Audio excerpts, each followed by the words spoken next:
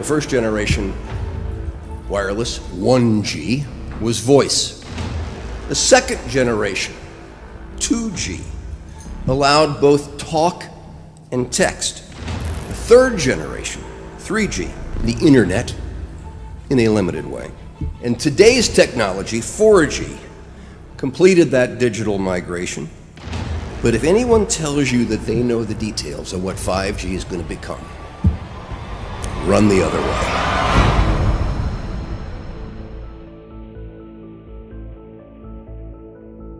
The more I know, the more I realize how little I actually know.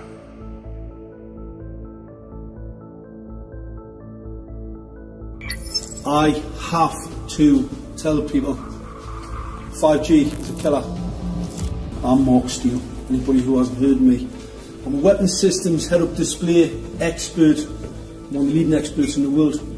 I've actually broke cover in relation to this, and the reason I became an expert was to invent it. What I'm going to say to you today, do not believe a single word I say. Not one. I want you to do your own research. You'll find it's absolutely terrifying. Pay attention to what is really going on. Pay attention to the Internet of Things, what it is, what it's doing, where it's going. Pay attention to the automation. Pay attention to the 5G towers that are still going up everywhere. Wireless radiation has biological effects, period. And these effects are seen in all life forms: plants, animals, insects, microbes. In humans, we have clear evidence of cancer now. There is no question. It's very important that people always look at both sides, and as positive as what the right hand is offering you, always to pay attention to what the left hand is doing. Just because a lot of people think something is right doesn't make it right. Just because a lot of people think something is good doesn't mean that it's good. It will be impossible to exist in a city or to walk outside without being exposed. There's going to be a cell tower in front of every few houses, and this means that your personal choices, whether or not you personally use a cell phone or hold it 10 inches away from your head, that cannot escape you from your radiation exposure. This is not a random series of events that have brought us to this point. Even when you look at technology, civilization, industry, the rise of technology, none of this has been random. None of it has been simply a matter of course, simply men inventing things and connecting the dots and moving to the next practical thing. All of it has been done by design to lead us to a certain point. Not a lot of people can really see what is actually coming. It's about to become a very, very different world, folks. This is a very, very disruptive technology.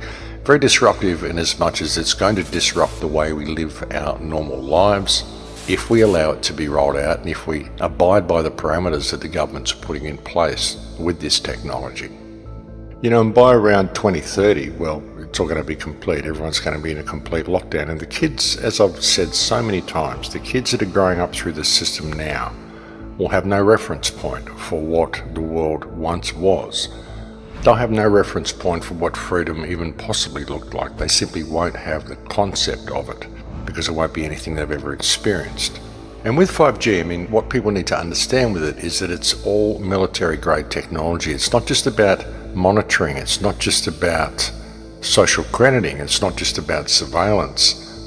It's also about crowd control. It's about mood control. It's about emotional control. There are so many patents, so many US patents, so many DARPA patents that show the incredible amount of psychological manipulation you can do through electromagnetic radio waves. And not just psychological control, but also physical control. I mean, it's control at all levels you can think of, folks. It's right across the spectrum. We've seen experiments with MIT where they've injected nanotechnology into rats and they've been able to switch the genes of the rats on and off using radio waves to operate the nanotechnology. You think about what's in the chemical spraying that goes on in the sky, the nanotech in all the foods. I mean, we're being set up in a big way, ladies and gentlemen, and the manipulation that comes through this 5G system is profound. It's absolutely off the charts. It's way beyond what many people are considering. You have the capability of manipulating vast sections of population, targeted areas of population, or targeting people individually, targeting crops individually, biology individually. You think about the nanotech is in everything, so anything that the nanotech is in can be manipulated through this 5G system. And the nanotech is in everything. They spray the nanotech in the skies, they put nanotech in the food, even with what we flush down through our drains in our own homes. Gets passed on down through the water system, so you see this in the food chain, and there's nanotech in the food that we're eating and nanotech in the stuff that we're washing down the drains, and of course it ends up in the river system, it ends up in the fish, ends up in the algae, ends up in everything. With all of the stuff that they're feeding us about fast communications and good downloads and good connection speeds and all of this sort of stuff, that's the secondary application of all of it, or even the third application of all of it, because ultimately this is military grade technology, and what it's about is control, and ultimately it's a weapons system. You know, it's a surveillance system and a weapons system. You can have people under surveillance and then you can weaponize it and target certain individuals for elimination or whatever, heart attack, cancers, whatever you want to do to them. You just got to look at it, folks, and think, well, how much can you trust your government? Can you really trust these people? Look what they've done to the world so far, and that's who is rolling this system out, apparently for our benefit. When you look at the internet, you look at what it's becoming something that we never wanted. I mean, we wanted the internet there so we could have access to information, we could have fast communication with each other, but now it's becoming a digital barrier between us and reality. It's becoming something that we must interface with in order to access the real world around us. And all of our information is being removed from us and put onto what they're calling cloud computing now. They're even saying that soon you won't be able to get hard drives for your machines. You won't need hard drives because everything will be on the cloud. And all that means is that it doesn't exist anymore. It's up there in cyberspace and you don't actually have access to it on your own computer. So you can't have access to your own things. You've got to keep them on the cloud, which means you can be locked out of all of your stuff at any time. That's what it's about. I mean, I know people that have uploaded their photos to video host programs and then suddenly they get locked out and they need to verify who they are in order to access their own stuff. I mean, this is ridiculous, folks. They do all this sort of stuff and they say it's for your security. We're locking you out of the system because you've changed location for the day, and so we don't think you're who you are, so we need access to all your devices and your cell phones and everything we can get to try to track you and triangulate you and get everything we can on you before we're going to let you have access to your own things again. That's what they do, and they call it security. It's not keeping you safe. It's keeping tabs on you and making sure they can lock you out at any opportunity, and they're just kind of showing you that they can do that, and you're agreeing with it by going along with it. And when you've got kids that are growing up into this system and everything that they do is online, everything they know is online, all their bank accounts, their shopping, their friends, their Instagram, all their connections to everything, their electricity bill, it's all online. And even their car keys and their access to their house becomes digital.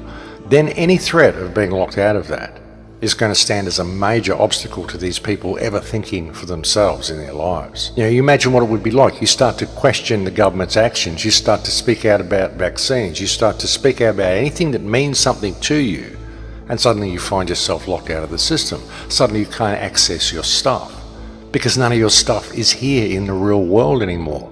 It's all been moved into the virtual world because that's what we're doing. We're removing our access to everything around us by creating this digital interface between us and the real world, and any threat of being locked out of that interface is going to be a totally complete system of absolute control. That's how you get people, folks. You get them addicted to the tech and you make the tech essential in their lives, and then any threat of being locked out of that tech makes these people walk between the lines very comfortably. And these people will do anything the powers that believe they be tell them to do. And that may seem like a bit of a drastic scenario to be outlining, but it's true, folks, because we won't have access to all the things that we normally do if we don't comply by the rules that the government tells us, simply because we've transferred everything we normally do over into a virtual world. And the virtual world is not the real world, and when you transfer real life items into the virtual world, you lose them. This is what we're doing with everything, and it isn't even a matter of choice. We're just being led this way, and most people don't even notice what's happening, but it is happening. The internet is becoming the most important thing in the human experience because it controls everything else in the human experience. That's where the choice is. That's where the choice lies. The choice lies with us every day by what we do with that which is available to us and how we choose to operate in the real world.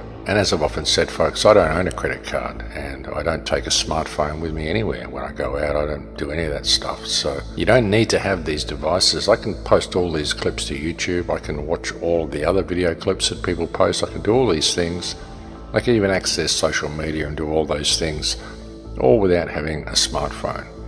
So we really need to think about the choices that we are making. The decision is with us, and it's always been with us.